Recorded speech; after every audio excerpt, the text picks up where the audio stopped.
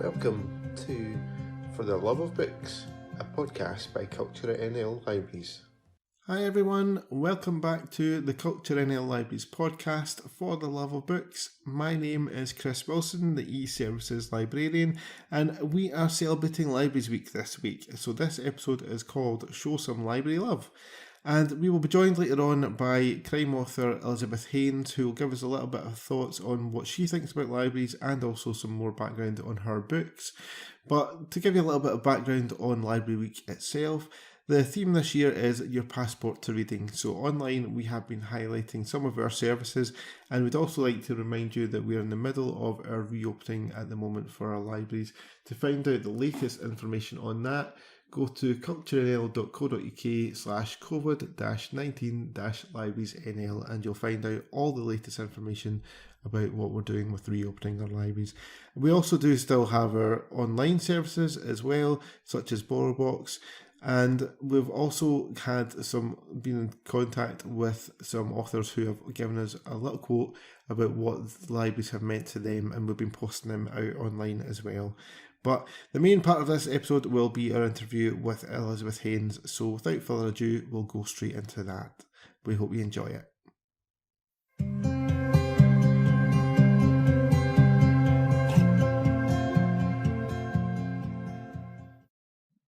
Welcome to our podcast, Elizabeth. Thank you very much for agreeing to be part of this today. It's very much our pleasure that you've come along and joined us today. So thank you for joining us for this. For our listeners, I'll give a wee bit of a kind of intro to you and kind of a wee bit of background. So Elizabeth, you're kind of probably best known, I would say, for your crime novels in the most part, such as Into the Darkest Corner, Behind Closed Doors and Human Remains. I think you're up to 7 books now in total that's been published, is that right? And I think that is, yeah. I'm sort of at the point now where I feel like I'm losing track a little bit. Forgot. Yeah, no, that sounds right. The last one was The Murder of Harriet Monckton, and you do have a new book coming out next year as well. Is that right? Yeah. Yes, I do. Are we allowed to announce the name of the new book, or is that still? We are. Yes, we can talk about it now. It's official. So it is called You, Me, and the Sea, which we'll talk about a little bit more about later on, I'm sure, as well. You have been a big part of what we've done over the last few years as well. You have visited Motherwell Library in 2015. I think the last time we spoke, I got that wrong and said it was earlier than that, but it was in 2015 for the Encounters Festival.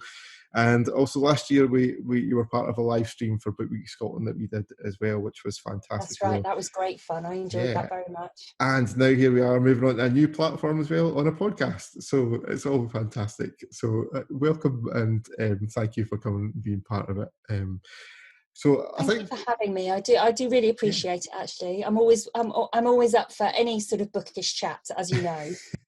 It's always good to have it, and it's always very insightful and things as well. So hopefully our kind of listeners and our library members get something out of it as well, which is the whole point of the whole entire thing. So I thought I'd start off and just kind of talk a little bit about.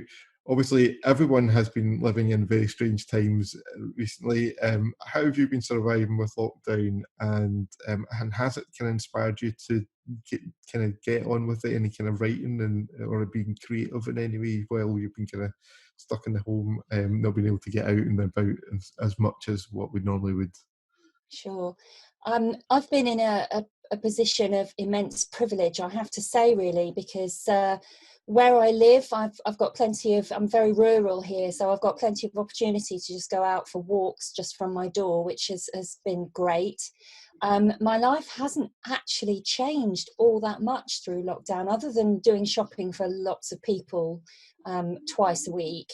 I've been actually really quite productive, and this is thanks to the arrival of superfast fibre broadband in our village, which arrived at just the right moment, because honestly, I don't know how we would have coped with my husband working from home. He's a software developer, and my son allegedly doing college work, but also spending time on the Xbox. So all three of us at home using the internet, and thank goodness we've been able to do that, really.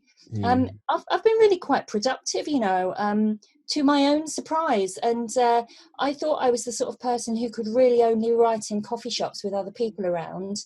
But it turns out, thanks to the magic of the internet, I can work perfectly well at home and save myself a lot of money as well. There have been some great websites that have really helped me with that. And I'd like to give them a little mention, actually, for those people who are still working from home and struggling a little bit. There's a great website called focusmate.com. I don't know if you've heard of it, but you get matched with a random stranger somewhere else in the world via webcam, and you work for 50 minutes without interrupting each other, and then you come together at the end and say how you did. And whilst a lot of people will be going, oh no, that's like my worst nightmare, is somebody seeing my office. And if you could see my office now, I know we're not on video, but it's really messy. But for me, just having the accountability of having another person there has made all the difference. So actually, I've been really good. I've done quite a lot of work, to my own surprise. I mean, it definitely has been a different way of working, I think, for most people over the last little while. I mean, I know personally it's been a very strange situation for library staff to be working from home, and how we kind of dealt with that. But it has, like you say, everyone I think has found ways around it, and whether it's been kind of with upgrades to technology, or just kind of finding a way how to, like you say, focus on things, it's definitely kind of, people have just has somehow managed to figure it out and work it and get it to work for them, which is fantastic. Yeah, and look how we've all changed. I mean, everything has changed so dramatically in the last 6 months, and it's been good for some people and absolutely awful for lots of other people, of course. But we're just working our way through as best we can. Yeah, and I think that's all you can do, really, to be honest. You just have to go for it. So the big thing about this podcast is that we are putting it out during Libraries Week. So this will be Libraries Week when it goes out. And I wanted to just get a little bit of your thoughts on the importance of libraries to you as both a kind of library member kind of in your local area, and also to libraries in general as you as a writer as well. So how important to you as libraries as a kind of library member? What's the importance of that for you?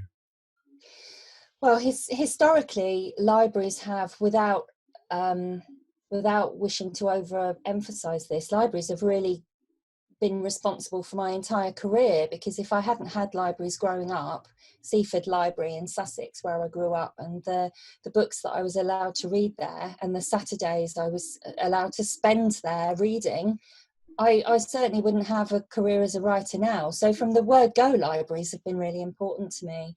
But now, I mean, just talking about lockdown in particular, through Norfolk Libraries, which is where I live, I've been able to carry on doing research through the British Newspaper Archive, and our library's got free access to Find My Past at the moment till the end of September, and hundreds of other free access to websites that would otherwise have paid content. So the doors opened to archives for me has been fantastic.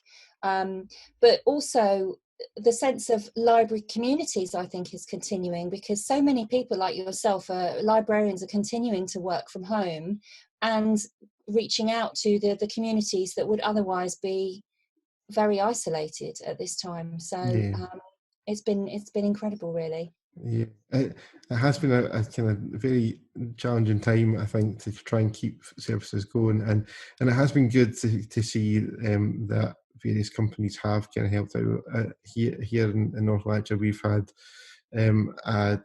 we have access to Ancestry rather than Find My Past, and it's. And whereas we used to have that access in our libraries, there has been a kind of, it's not quite the same access remotely at home for customers, but we do still have a kind of sort of offering for it. So it's been kind of brilliant. Yeah, it's the kind of things like that I've kind of been able to kind of really keep things going and just kind of finding ways round about things. And earlier this year, like we were just talking before we started recording about how we did do a kind of learning week at near the start of lockdown and things like that sort of stuff, where we had people come to kind of online sessions and things. And it's just been finding different ways how to go about things and offer things, which has been fantastic. And of course, me being the e-service librarian, I can't help but plug our e-library service and BorrowBox, and how important that's been to kind of still be able to offer books to borrow for people in both ebook and e-audiobooks as well. So it's been kind of great from our point of view, from that, being able to continue to offer that kind of thing. So, it's incredible, isn't it, really? If you just think, 10, 15 years ago, such a Yeah. thing would have been absolutely unthinkable, that we Yeah. would all be in lockdown, but we could still borrow books from the library via the e-services. It's just a little bit mind-blowing when you stop and think about it. It really is. I mean, that's like we have had those kind of chats before as well about how, if this had happened, just even just from a technology point of view, of people not having things like smartphones and tablets and things like that to actually download these things onto, and things like that as well, because they have become so kind of almost like a standard in society for a good amount of people, that it's became something that we can then kind of offer in difficult times like this. So it has been a very interesting time from that front. How have libraries been for you in terms of a writer? So what's been the importance from libraries and from kind of looking at it from an author point of view in general? Well, one big one, and this might sound a little bit trite, but it stops me spending my entire money on books, because I can look books up, order them from whichever library these books happen to be, and by this I'm talking research books, really, rather than fiction books, because I will still happily spend money on those as well as borrowing them from the library. But for research books in particular, for historical research, it's really easy to just buy books either from the cover or whatever, because you think it sounds like that's the exact book you need for your topic, and when you get it home, actually it's either really out of date, or it's just written in a way that isn't accessible for your needs or whatever. So what I tend to do is borrow the books from the library first, and if they are the book that becomes crucial to my research, then obviously I will go out and buy them. But that has made such a difference, and I was doing an online course earlier this week, and one of my top tips for historical research is get your books from the library and don't spend all your money on books that you might never use. So yes, from a writer's point of view, having libraries there and having the ability to order books from other libraries for transfer over has been brilliant, absolutely brilliant. Yeah. I mean, I'm not a writer myself, but even just thinking about from the kind of point of view of sort of non-fiction books in general, I mean, they are expensive books to buy, and they can. I mean, whenever I was doing my librarian degree, some of the books that I had to get for that, they were a fortune online to buy. So being able to get them from library services. And it's not just that, Chris, as well. The other important thing to point out is the services of the librarians themselves, because when you get a chance to speak to a librarian and say what you're researching, the recommendations you then get are incredibly useful. I mean, it's much better than just trying to find your way from, if you liked this book, then you'll like this book, and the suggestions of what you think you might need. If you actually speak to a librarian, the level of knowledge and expertise there is what you can't get on your own as a writer. You need someone else to be able to say, oh, actually, I think you should read this book. And I know we've spoken about this before, but when I was researching Harriet a couple of years ago, visiting the libraries and the archives in researching that, speaking to the actual librarians made phenomenal difference to my research, and the books they were able to recommend for me change the course of the research and change the course of the book. So you need real people there as well as just the technology. Yeah, definitely. I've always found you to be quite a big supporter of libraries in terms of, like say, this is now the kind of third event or activity, if you like, that we've been involved in doing together over the years. Is that something you made a kind of conscious decision of doing, to kind of be a big supporter of libraries whenever you became a writer, or was it just kind of quite natural to kind of be sort of involved in libraries in some way? I think the problem is that libraries are under threat, and I think we will only know how valuable libraries are if the worst happens and we lose them. And libraries, sadly, have been closing around the country, and it really needs to stop, because libraries are not just about books, they're about the community, they're about mental health, they're about looking after the people that they serve. And that is such a valuable resource that's overlooked.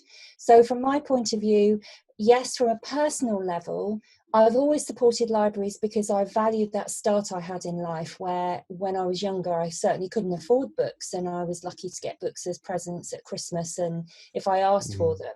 But to be able to go into a library and nobody to question me sitting there for hours on end reading, you know, this is something I'll be forever grateful for. And now as a writer, even more so, because librarians are tremendously supportive of me and my books. And to be able to go into a library and see my books on the shelf and know that they've, or even see online how many times they've been checked out, you know, this is it's going back to technology again. I'm grateful for librarians, and I'm grateful for libraries, and I will never stop supporting them and campaigning as best I can. If there's a sniff of a threat of a closure, I will be all over that. Fantastic. Yeah, I mean, it's obviously, like you say, it has been kind of difficult times recently for libraries throughout the whole of the UK. And being a librarian myself, I do think that we are very valuable, and Libraries Week is a great opportunity for us to kind of highlight that and kind of show support for libraries as much as we can, and highlight what we do for local communities and how they can kind of access our services and things like that. So it's a Libraries Week is a great week to kind of be able to kind of find out more about your library, and kind of we have been and will be posting throughout the week about kind of the services that we offer and things like that sort of stuff. So hopefully people have picked up on that, and we'll be able to kind of get something from the local library service throughout the kind of the weekend and beyond from that. So that's hopefully it will kind of help kind of raise awareness. I will be tweeting as well. I will tweet for Libraries Week. Yeah, fantastic. And so, okay, let's move on a little bit on to you a little bit now that we've kind of spoke about libraries for a little while. So let's focus on you and your writing a little bit more. So, as you know, I'm a huge fan of Into the Darkest Corner. Lee is a fantastic bad guy, and I think I've been holding out hope for a while about the potential of a direct sequel to the book. Is there any chance of Catherine making an appearance back at any point, or is it kind of pretty much a one-off novel, do you think? Well, for many years I was asked that question, and I would always say my very glib answer would be, "Oh, I think I've put them through enough now. I'll leave them in peace." But you know what? Never say never. There's something about characters that stay with you, and there are some books that invite the possibility of a sequel. And you know, before too long, it would be very interesting to see how Catherine's getting on now, and Lee potentially is. You know, potentially he might still be in prison, but he might not be. So I would say there's always a possibility. I should also point out that it's actually Into the Darkest Corner's 10th anniversary next year. So that would be a really good time for a sequel, wouldn't it? 10 years. Wow. Yeah. If I'm going to do it, it'll have to happen reasonably soon, I think. Yeah, no, I mean, it's a fantastic novel. I still recommend it to people now. In fact, actually, I recommended it to somebody just the other day. Actually, whenever they ask me about something, and because it's such a well written novel, it kind of caught me from like the very first pages, and that way it kind of flip flops back between kind of the sort of part Catherine's past and the kind of present, and how different she is as a character in between, and you kind of just get absorbed into thinking what's happened to her to kind of to make her change so dramatically. So it's a fantastic book. Thank you, Chris. Made my day, that has. And your last novel was, as I mentioned earlier, was The Murder of Harriet Monckton. and that was your first visit into kind of historical fiction. Yes. I think, yeah. How big a change was that for you as a writer? And do you think you'll visit the kind of historical fiction again in the future? Do you think would that be something you'd be interested in Yeah, doing? it's interesting, isn't it? I mean, I'm not a historian. I always preface any discussion of Harriet with saying that, and I think the the the the nature of the story was that I had to write it. So it was based on a true unsolved murder from 1843 that I found in the archives by accident when I was looking at something else entirely. And when I realised that nobody else had written this story, it felt like too good an opportunity to pass up. So I've fictionalised Harriet's story with as much of the fact in there as I possibly can. So it did involve an awful lot of historical research, which I'd like to say I sort of fumbled through it, not knowing what I was doing. But I had a tremendous amount of support, as I mentioned before, from the librarians and the archivists that I met. And actually, I think it's one of the books I'm most proud of, really, because my aim was for Harriet not to be forgotten and for her name to be Yeah. remembered all these years later after her death, given that nobody was ever arrested for her murder. And I like to think that's what I've done. So it was blinking hard work, but I really enjoyed it because I sort of had a real reason to get that story out there. And I'm still very involved in the sort of historical side of things with Harriet's story. And there is another story lurking there that I've mentioned a couple of times, where when I was researching Harriet, I came across another story linked to it, quite separate, but with the same character involved in something else. Right. And this is something I've been working on researching for a long time, and it's hard to know the way to do a story. I think from a writing point of view, one of the hardest decisions you have to make is who's going to tell the story, how am I going to narrate this, what's the structure going to be, and you never know until you sometimes have to have several goes at trying out different voices until you get the one that works. It was the same with Into the Darkest Corner, because doing a past-present narrative with the same character is unnecessarily complicated, I think some people would say, but the structure is such a fundamental part of that book, and it was the same for Harriet, and it's the same for this other historical book, because it's so different. I just don't know if I'm going to perhaps do it as narrative non-fiction instead. So it might actually be my first non-fiction book, because why not? Yeah. I keep swapping genres. If I'm going to do history, let's try something different. But I haven't started that yet. The research is all there. I just haven't started, so I don't know yet.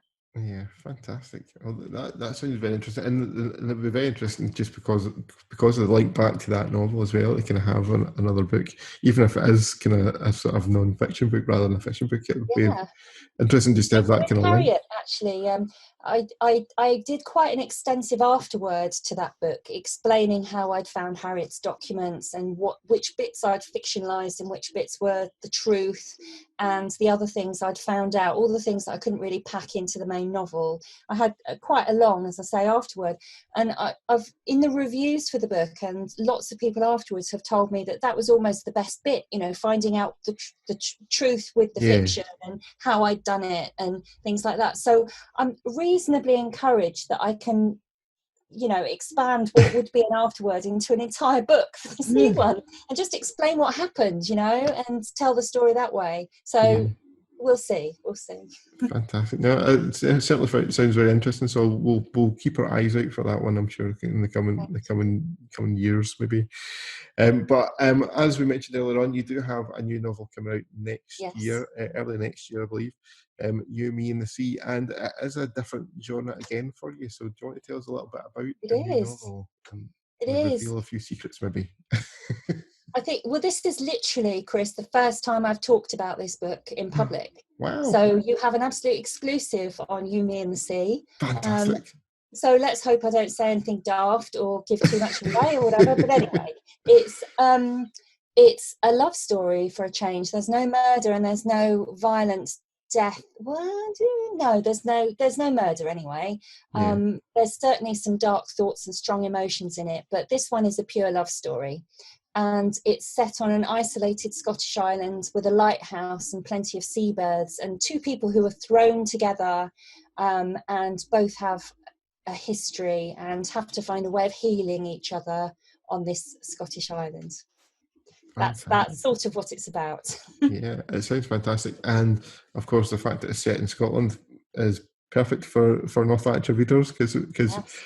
I think Scottish readers always do like to prefer a book with a little bit of Scottish connection in there. So I'm sure that book will do pretty well up here. I'm pretty sure.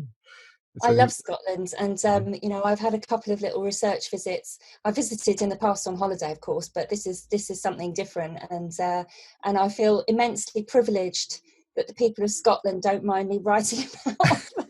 So I hope I've done that justice. Yeah, no, I'm sure it'll be fantastic. And is there a kind of expected release date for that, or roughly? Yeah, it's I think it's coming out on the 18th of February next year. Fantastic. So, it could be a kind of a nice, with it being a love story, a kind of nice late Valentine's present for someone. I think that's the idea, actually. I think that was part of the plan. Is like, we don't want to release it this year. Not that it's kind of really that ready yet, but we don't want to release it this year because of the backlog from the lockdown. There's an awful lot of books coming out this autumn. Yeah. And it would probably get a little bit swamped there. But if we leave it for a little while and just around Valentine's Day, and the book starts it's set sort of the beginning of April, end of March, beginning of April. So you're sort of reading it around the right time of year if you get it then, if it's released. Yeah, fantastic. We'll definitely have to watch out for that one coming out, I'm sure. And the other big thing, obviously, like I say, it is Libraries Week, but the other big thing that's kind of coming up, which I always associate with you a little bit, is NaNoWriMo, which is in November, I think. Is that right? Yeah, that's right. And I also associate it with you because you're like the biggest advocate I know of it.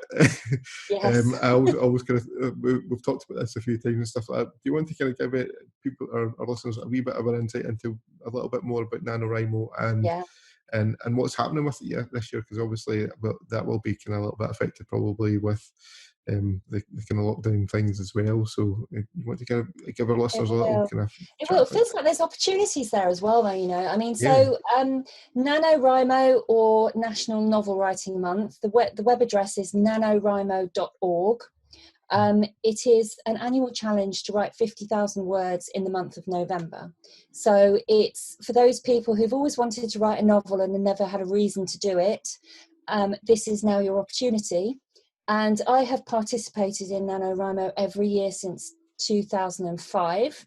All of my books, apart from Harriet, which I mentioned was a bit more complicated, but all of my books have been written during November. And they've all gone, well, they haven't all gone on to be published because I've got loads of extra ones kicking around. But anyway, all of my published books were written in November, apart from Harriet. And it's a tremendous opportunity to just get over that hurdle of starting to write and thinking it's not good enough, because it doesn't have to be good, you just have to write it. And usually around the world there are NaNoWriMo regions where you can get together with other writers and writing company and coffee shops. You can get stickers, you can encourage each other and do little word sprints where you write for 20 minutes or whatever and see how your word count's looking at the end of it.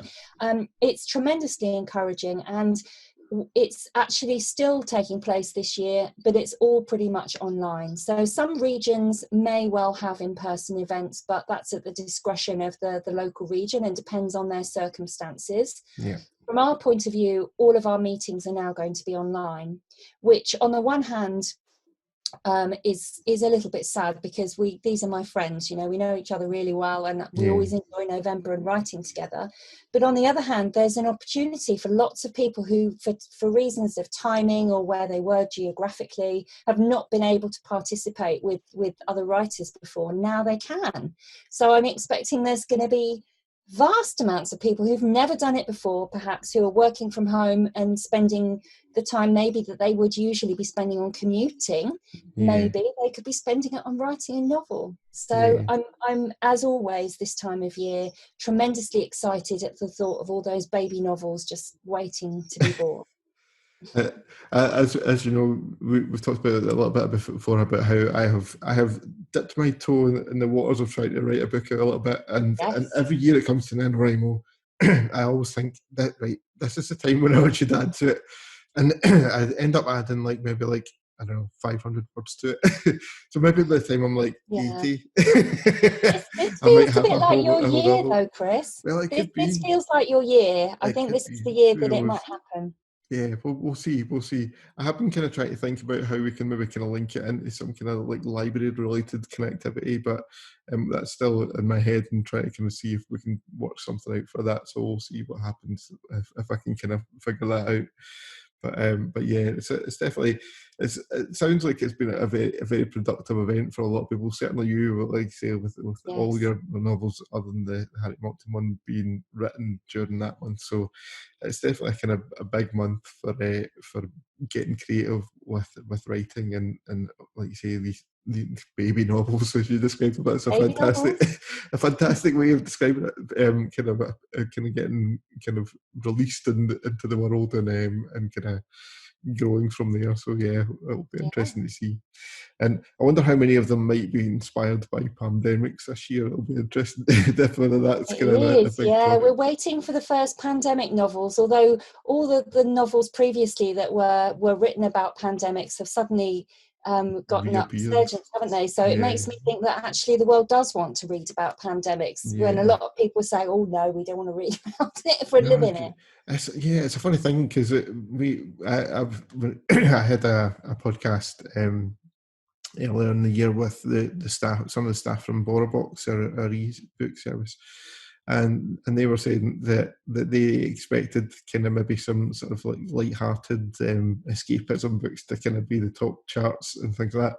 But it's still the good old murder books that people still want regard. Never mind the fact that we're all kind of stuck in lockdown. So it'll be interesting to see if that kind of pandemic type thing does really take off. And I can see it certainly inspiring people to write stuff for sure. The fact that we've been kind of stuck in lockdown for quite a while and things, and I mean it has been such a dramatic thing and a big life-changing thing for a lot of people. So I would imagine it will kind of be the inspiration for some writers out there for sure. I think it will, yes. And on that turn, what does the future hold for you, Elizabeth? You kind of hinted there, obviously, about the potential of a non-fiction novel. Is the kind of current focus completely on the new novel coming out next year, or is there kind of like any other sort of things bubbling away in the background that you? Oh, that's a really interesting and very timely question. So I'm on the final proofread for You, Me and the Sea. It's literally here next to me, which will be finished this week. Mm-hmm. So once that's finished, my responsibility, aside from talking about it, is over, and I am free to write something new. So this is always the point at which I'm like, well, what am I going to do next? And I think I will...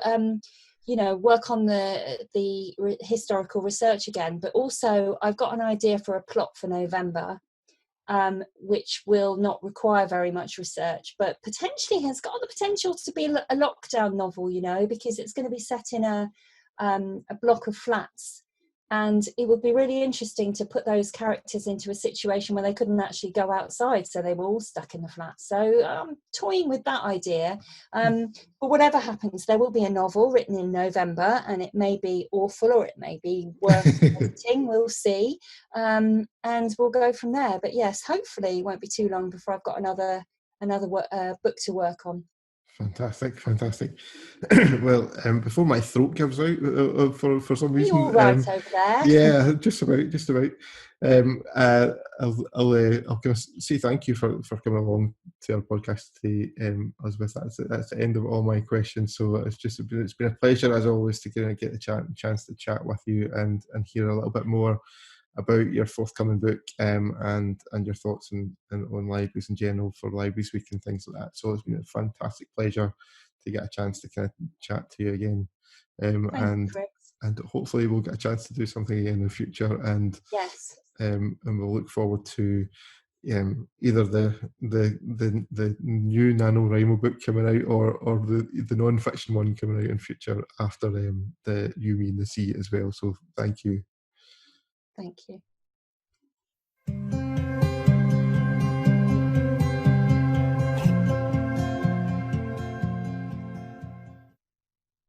Well, there you have it, guys. Big thank you to Elizabeth for joining us and giving us that interview earlier.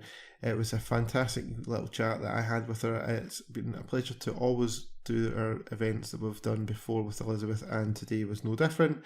It was a great little insight into what she thinks about libraries and also into her books, including her forthcoming book, which sounds fantastic, and is set in Scotland, which you can't really ask for better than that. So do keep an eye out for that in next year whenever it comes out. Another little reminder of the fact that we have started doing our reopenings, so do check for the latest information at culturenl.co.uk/COVID-19-librariesNL for all the latest information to see about our libraries reopening. We do still have BorrowBox up and running as well as normal, so you do have access to books 24/7 through the BorrowBox app. All you need is your library card number and your library password. If you don't know that, you can request it at culturenl.co.uk/password request, and we'll get that out to you during office hours. You can also leave us feedback on our podcast by using the hashtag FLB and using the email address librarypodcast@culturenl.co.uk. Watch out for future episodes coming soon, guys. We hope you enjoyed this one and enjoy the rest of Libraries Week. But that's all for us for now, guys. Bye for now. Bye.